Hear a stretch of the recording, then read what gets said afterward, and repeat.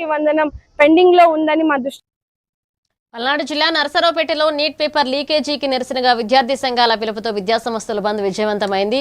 AISF, AIYF, SFI, DYFI ఆధ్వర్యంలో విద్యార్థులు rally నిర్వహించి కేంద్ర విద్యాశాఖ మంత్రి ధర్మేంద్ర ప్రధాన్ రాజీనామా చేయాలని డిమాండ్ చేశారు. ఇక ఢిల్లీలో శాంతియుతంగా నిరసన తెలిపిన విద్యార్థులపై లాఠీ చార్జ్ చేయడానికి ఖండించారు. ఇక పేపర్ లీకేజీలకు అడ్డుకట్ట వేసి పోటీ పరీక్షలకు పారదర్శకంగా నిర్వహించాలని నాయకులు కోరారు.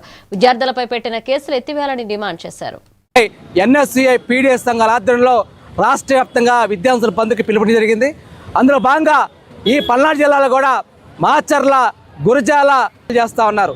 దాన్ని ఏమన్నారంటే వీళ్ళు బొద్దింకులు, వీళ్ళు ఏం చేయలేని చెప్పి మీరు అనడం జరిగింది.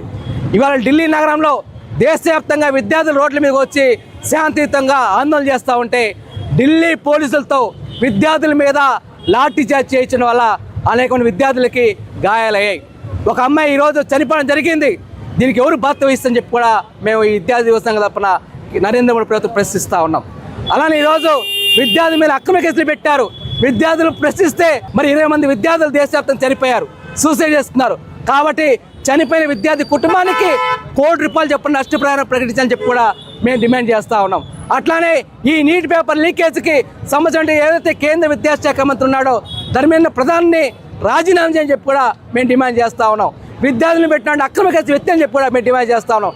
మా డిమాండ్లను మీరు అంగీకరించబోతే మాత్రం ఈ ఉద్యమాన్ని దఫాలుగా ముందు తీసుకొని చెప్పి కూడా తెలియజేస్తూ ఉన్నాం. కాబట్టి ఏదైతే నరేంద్ర మోడీ చెప్తున్న విధానాలు ఏదైతే ఉన్నాయో అవి ఎవరు నమ్మడం లేదు. కాబట్టి ఒక స్పష్టంగా ఒక పేపర్ మీద రాసి ప్రకటించని చెప్పి కూడా మేము డిమాండ్ చేస్తూ ఉన్నాం. మహంకాళి సుబ్బారావు, ఏఐవైఎఫ్ జిల్లా